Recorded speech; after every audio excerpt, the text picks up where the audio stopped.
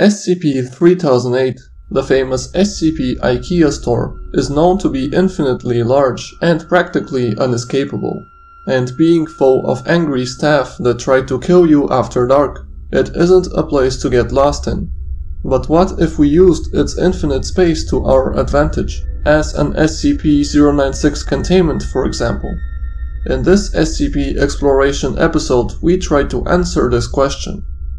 Before we begin, don't forget to subscribe to our channel with notifications on, so you don't miss any of our SCP versus videos, as soon we are trying to contain another very famous anomaly in SCP-3008. Firstly, we have to think about how we are going to get SCP-096 inside in the first place. The shy guy not only needs to enter, but also needs to walk a fair bit inside in order to get lost, as the entrance doesn't magically disappear on entry, but becomes impossible to relocate when one backtracks. And we can't just drill a hole in the ceiling and drop 096 in with a helicopter, as breaking down any walls on the exterior leads to a non-anomalous IKEA store. The simplest method would be to have an uninformed D-Class cutely take SCP-096 by the hand and walk it inside the store. But let's not forget that the shy guy spends the vast majority of its time pacing, and the 7 foot 10 inch or 2.4 meter tall anomaly would be difficult to move if it decided to stand still or walk back towards the exit. Our best bet would be to put it inside a small truck and drive it inside the store. Regardless, the SCP Foundation would most definitely find a way to get the shy guy inside SCP-3008. But let's start answering the more interesting questions. How the shy guy would fare against the aggressive IKEA employees, for example. As stated in SCP-3008's wiki entry, the IKEA employees, also called SCP-3008-2, are humanoid entities superficially resembling humans, but possess exaggerated and inconsistent bodily proportions. They also don't have any facial features, and as such, no eyes. This means that they wouldn't be able to observe SCP-096's face directly, so the shy guy wouldn't be enraged. But let's not forget that during nighttime they act violently towards all humans while repeating the phrase, "The store is now closed, please exit the building." As discussed in our SCP-096 origin video, which you should definitely check out if you haven't already, the shy guy was originally a mountaineer that encountered SCP-1529, an entity that attacks anyone that makes eye contact with it. The unsuspecting individual spent a few decades on the summit being tortured by the anomaly, all the while having his life prolonged by SCP-1529. As a result, the mountaineer adapted to the surroundings with his hands stretching, started to attack anyone that looks at its face as a defense mechanism, and became practically immortal due to SCP-1529's life support mechanism. So even though the shy guy isn't exactly human, it once was, so the IKEA employees should attack 096. But the shy guy won't rage and kill every single one of them. As we know, the anomaly is docile, so if it is not triggered, it shouldn't react to SCP-3008-2's attacks in any way.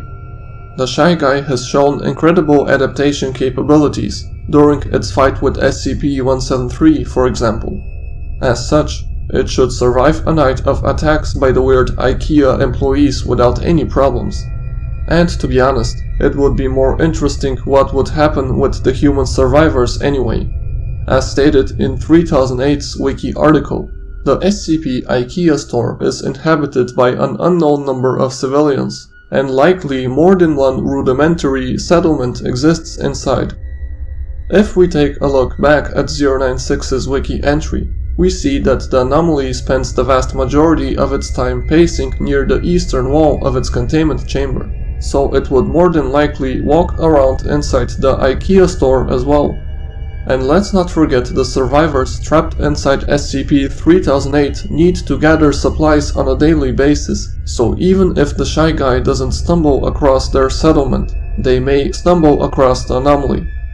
In any case, such an encounter would be devastating, the individuals trapped in SCP-3008 wouldn't have any idea who 096 is. When they hear the human-like screams, they would all rush to see if a member of their faction is under attack, and as such, all of them will look at the Shy Guy's face. SCP-096 would most likely wipe out the entire civilization as a result.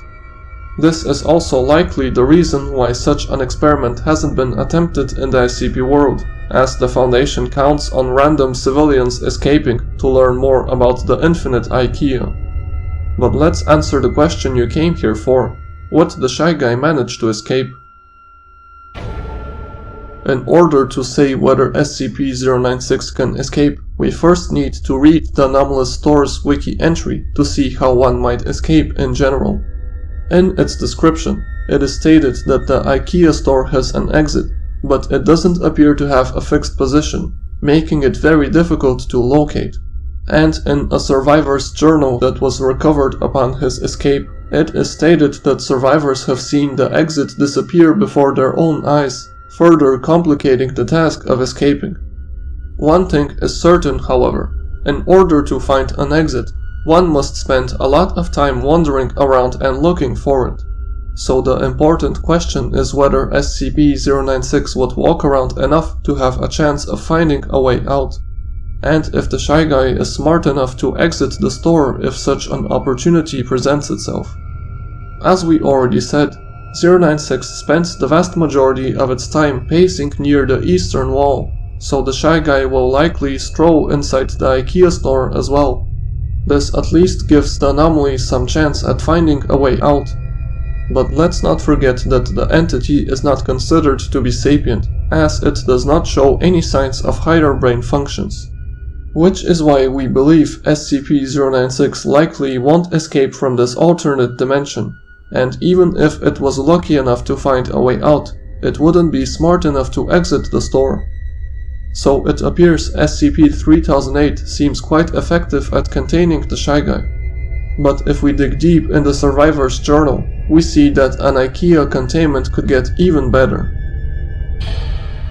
In the above-mentioned journal, it is stated that many of the survivors' stories seem to contradict our reality.